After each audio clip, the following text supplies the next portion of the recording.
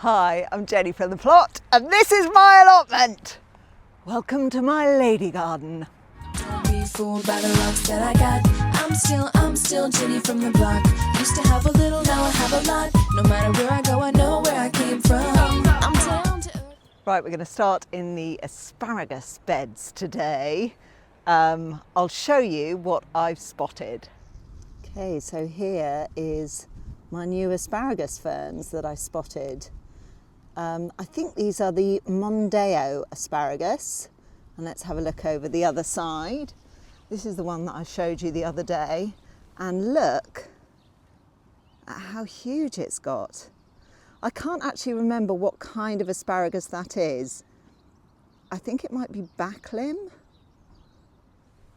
but I'm slightly worried that none of the other asparagus is coming up. We've got one on one side and one on the other side.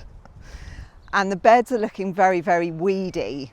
I can see some couch grass, and I can see quite a lot of calendula that's obviously self-seeded from the wonderful companion planting that I did last year. As we know now, asparagus is pretty antisocial and it doesn't like to compete with any other plants. So what I'm going to have to do today is completely weed both beds by hand so as not to disturb the asparagus crowns underneath, and then I'm going to give them a good dose of fish blood and bone and water it in because it is very windy today. So let's get on with that.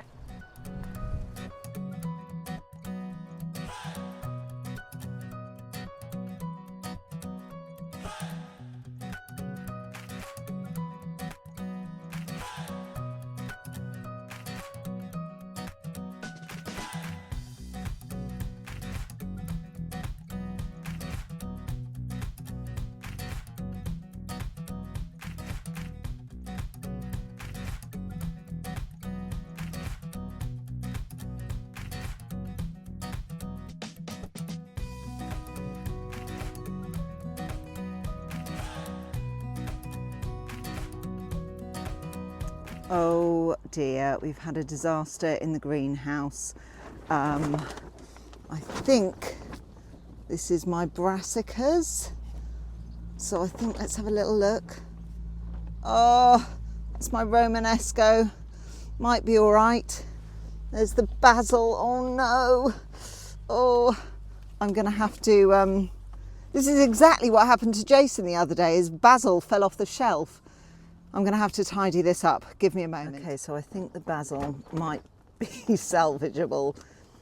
The brassicas, I think they're still alive, but they are all now mixed up and I don't know which is which, apart from the ones with labels in. So that's not very helpful. So I think disaster has been averted in the greenhouse.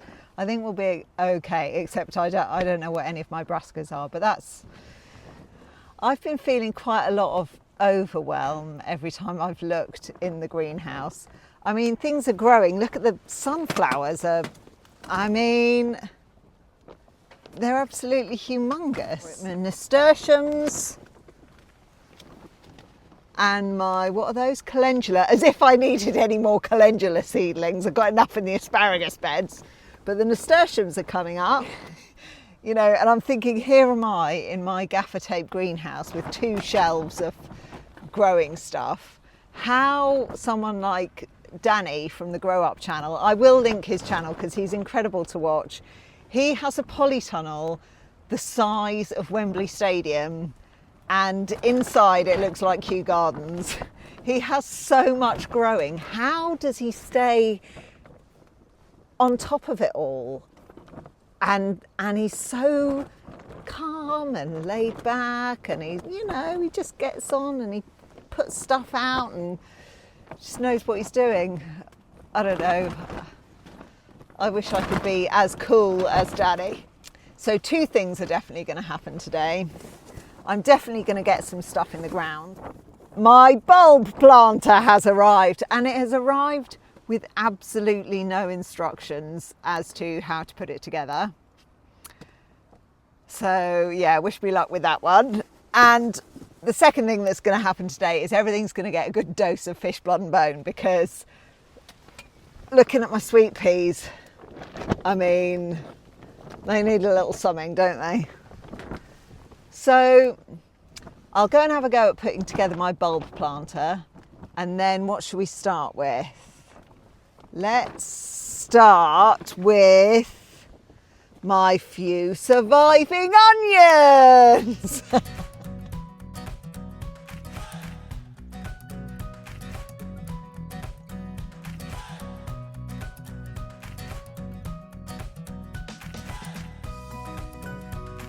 Okay, I've just Googled this little gizmo here, and it's supposed to be like a foot plate, so you tread on it to press the thingamy into the ground. Here's where I put my onion sets, and they are all doing really well, but I've got some space at the end, so that's where I'm going to put my onions grown from seed, and we'll see who the winner is, although I think I can probably guess.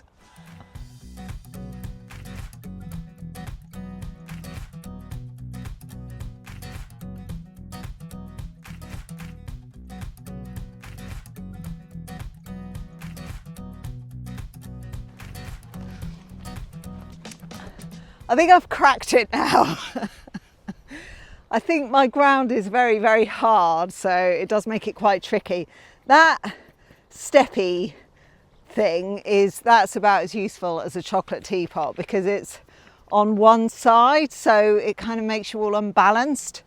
So the trick is the little levery thing goes down, stand on the top, twist with the handle, and then when you pull it up, you pull that handle up to release the plug of earth. So I'm quite glad I persevered with that. Tell you what I forgot, blood, fish and bone.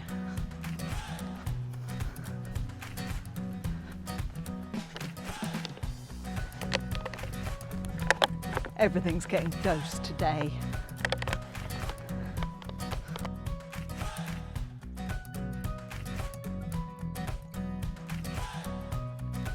Okay, what's next?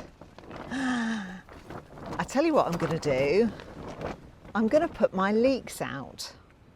Are they pencil thick? No, they are not. But I'm going to put them out anyway. Actually, last year they looked like this. They looked like blades of grass when I planted them out, and they did absolutely fine. Apart from the allium leaf miner, but you know, that's not my fault. So yeah, I'm going to stick these out next.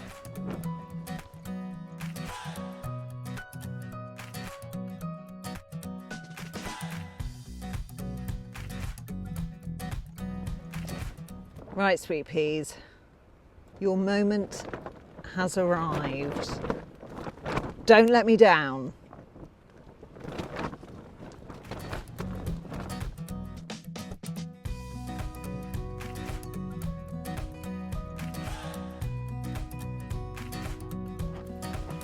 Man, the wind is absolutely crazy today.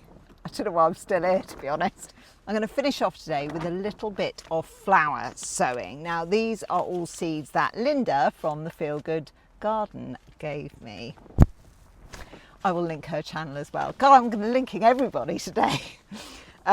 So I've chosen, she sent me absolutely loads, but I've chosen 3 types of perennial flower. Perennial, yes please, thank you Linda. This is so that I can stick them in my garden at home and they'll come back every year and I don't have to think too much about them. That's the dream, okay? So I chose Echinops, which I've actually already sown. We've got perennial cornflowers, and we've also got some geums. And yes, I did have to Google how to pronounce that. So these are quite good because they, I think they don't mind a bit of shade. So I've got just the spot for those in the garden. Let's start with the geums, and I'll see if I can find a picture to show you what they're going to look like.